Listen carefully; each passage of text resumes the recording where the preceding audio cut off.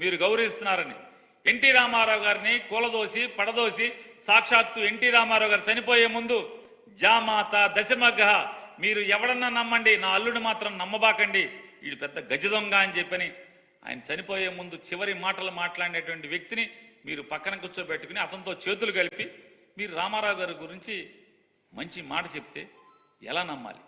ఇంతమందికి భారతరత్న ఇచ్చారని చెప్తున్నారే, మరి మోడీ గారు మీరు ఎన్టీ రామారావు గారి మీద మీకు గౌరవం ఉంటే ఎందుకు భారతరత్న ఇవ్వలేదు? మీరు ఇవ్వాలి కదా. ఎన్టీ రామారావు గారికి భారతరత్న ఇవ్వకుండా భారతీయ జనతా పార్టీ ప్రభుత్వం ఇక్కడికి వచ్చి రామారావు గారి గురించి ఏ కబుర్లు చెప్తారు. ఎవరి గురించి మీరు వచ్చింది ఇక్కడికి? సాక్షాత్తు ఎన్టీ రామారావు గారి వ్యతిరేకంగా రాజకీయాలు చేసినటువంటి రాజశేఖర్ రెడ్డి గారి కొడుకు ఎన్టీ రామారావు గారికి నివాళులు అర్పించాడు. ఆయనకి కృష్ణా జిల్లాలో ఒక జిల్లాని మెడగొట్టి ఒక జిల్లాకి నందమూరి తారక రామారావు గారి పేరు పెట్టి గౌరవించినోడు జగన్మోహన్ రెడ్డి గారు. మీరెవరితో చేతులు కలిపారు? ఎన్టీ రామారావు గారిని కుట్రలతో కూలదోసి కసా కసా కసా రాజకీయంగా వెన్నుపోటు పొడిచి మానసికంగా కుగ్గదీసి మరణానికి కారణమైన పక్కన పెట్టుకుని అతనితో చట్టాపట్టాలు వేసుకుంటూ రామారావు గారి గురించి మీరు మంచి మాటలు చెప్తారు. అలాగే మీరు మాట్లాడతారు. 2 సంకల్పాలు తీసుకోవాలంట ఆంధ్ర రాష్ట్ర ప్రజలు. అక్కడ ఇక్కడ ఎన్డీఏ అంటారు.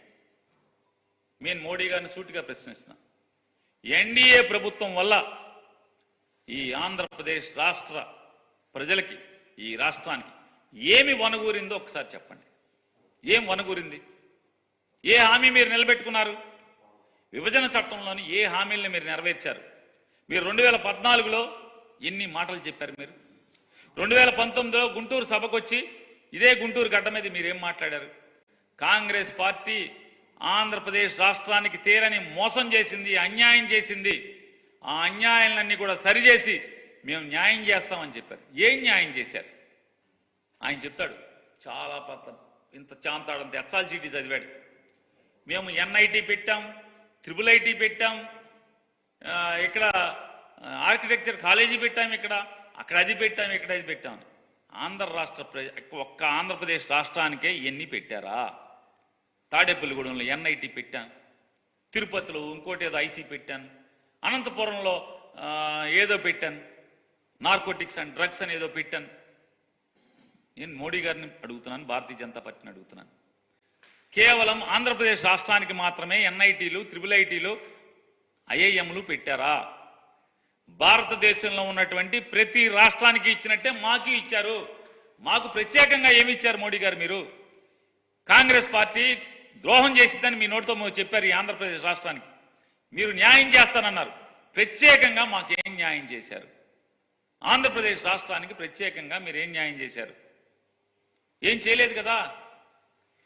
చంద్రబాబు నాయుడు గారు అవినీతిని విచారణ చేసి లోపలేస్తున్నారు కదా. ఎందుకు చేయకుండా మళ్ళీ ఆయనతోనే చట్టాపట్టాలు వేసుకుని మళ్ళీ అతను ముఖ్యమంత్రి చేద్దామంటున్నారు? ఏంటి లాలూచి? మీ పొత్తుల వల్ల మీకు తప్పితే ఎవరికి లాభం? ఈ రాష్ట్రానికి ఏం లాభం? మీకు ఓటేయాల్సినటువంటి ప్రజలకు ఏం లాభం? సమాధానం చెప్పారా? ఆయన చెప్తారు మోడీ గారు, రాబోయే 5 ఏళ్ళు గరీబ్ కళ్యాణ్ మీరు వచ్చే 5 ఏళ్ళలో చేస్తారేమో మోడీ గారు. మీరు పవన్ కళ్యాణ్, చంద్రబాబు నాయుడు గారు ఆల్రెడీ ఇక్కడ ఇప్పటికే 5 సంవత్సరాలుగా జగన్మోహన్ రెడ్డి గారు గరీబ్ కళ్యాణ్ చేస్తున్నారు. మోడీ గారు అభివృద్ధి రాబోయే 5 ఏళ్ళు ఆంధ్ర రాష్ట్ర అభివృద్ధి అంటే ఇప్పుడు జరిగిందంతా కూడా మీరు చీటీలు రాసిమ్మంటారు. ఎంత అభివృద్ధి జరిగిందో, పోర్టులు కానీ, ఫిషింగ్ హార్బర్లు కానీ, లేదా కొత్త పరిశ్రమలు కానీ, లేదా ఎన్ని సౌకర్యాలు ఇరిగేషన్కి సంబంధించి కానీ, వ్యవసాయానికి సంబంధించి కానీ, ప్రజలకు సంబంధించినటువంటి కానీ జనలేనటువంటి అభివృద్ధి, విద్య గురించి, వైద్యం గురించి ఎంత అభివృద్ధి జరిగింది. మహిళాభివృద్ధి అసలు జగన్మోహన్ రెడ్డి గారి కంటే ఈ భారతదేశంలో మహిళాభివృద్ధి చేసినోడు ఎవడున్నాడు? మీ భారతీయ జనతా పార్టీ రాష్ట్రాలతో సహా. మీరు వచ్చే 5 ఏళ్లలో చేస్తామని చెప్తున్నారు మహిళాభివృద్ధి. ఇప్పటికే జగన్మోహన్ రెడ్డి గారి ప్రభుత్వం 2019 నుంచి 24 దాకా మహిళలకి భారతదేశంలోనే ఏ రాష్ట్రం చేయనటువంటి మహిళాభివృద్ధి, మహిళా సాధికారతని చేసి చూపించినటువంటి ప్రభుత్వం జగన్మోహన్ రెడ్డి గారి ప్రభుత్వం. పోర్ట్ లైట్ డెవలప్మెంట్, పోర్టులు నిర్మాణం ద్వారా అభివృద్ధి అంట. ఆల్రెడీ ఒక పోర్ట్ నిర్మాణం చేశాడు, మరొక 3 పోర్టులు వచ్చే జనవరి ఫిబ్రవరికి పోర్టులు పూర్తవుతున్నాయి. మీరు ఓటేస్తే వచ్చే 5 ఏళ్ళలో చేస్తానన్నాయి. ఈ 5 ఏళ్లలోనే జగన్మోహన్ రెడ్డి గారు చేస్తున్నారు, మోడీ గారు. అందుకే చెప్తున్నాం, ఇవన్నీ కూడా సిద్ధం 5వ సభ ఇది. ఎందుకంటే మేము చేసేవి వచ్చే 5 ఏళ్ళలో చేస్తామని చెప్తున్నారు. అంటే ఈ రాష్ట్రానికి వీళ్ళ ముగ్గురికి ఓటేయటం వల్ల జగన్ కన్నా మేమేమీ ఎక్కువ చేయలేము, మాకన్నా ఎక్కువే జగన్ ఇప్పటికే చేస్తున్నాడు, జగన్ చేసేయే మళ్ళీ మేము చేస్తాము అని చెప్పేటువంటి సిద్ధం 5వ సభ ఇది. ఇవాళ ఆయన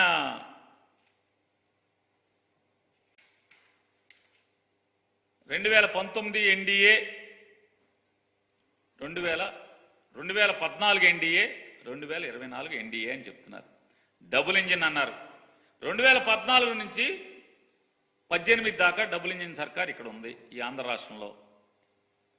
మోడీ గారు నేను అడుగుతున్నాను, 2014 నుంచి 18 దాకా ఏ డబుల్ ఇంజిన్ సర్కార్ ఉందో అదే డబుల్ ఇంజిన్ సర్కార్ని మేము మళ్ళీ తెస్తామని చెప్పేటువంటి ధైర్యం, సాహసం మీరు చేయగలరా అని అడుగుతున్నాను. చేయలేరు కదా. మరి ఏంటి మీ పొత్తు వల్ల ఈ రాష్ట్రానికి ఒరిగిందేంటి? అవకాశవాదం ఈ పొత్తు కదా.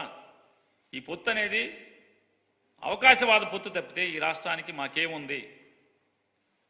కాబట్టి ఈ సభ సిద్ధం 5వ సభ తప్పితే జగన్మోహన్ రెడ్డి గారి కంటే మేమేమీ గొప్పగా పరిపాలించలేము, ఆయనలాగానే మేము కూడా పరిపాలిస్తామని చెప్పేటువంటి సభ సిద్ధం 5 సభగా నేను అభివర్ణిస్తూ, ఈ రాష్ట్రానికంటే ఈ పొత్తు వల్ల, ఈ 3 పార్టీల పొత్తు వల్ల జెండాలు కలవటం కేవలం వాళ్ళ కుర్చీల కోసం మాత్రమే.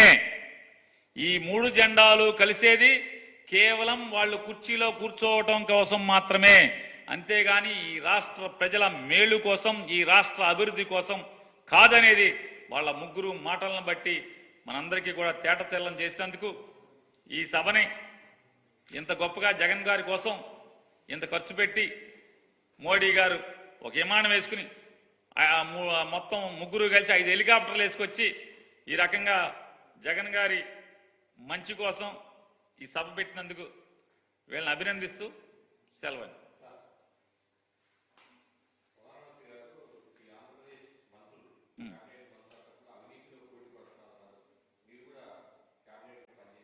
అవును, పనిచేశాను.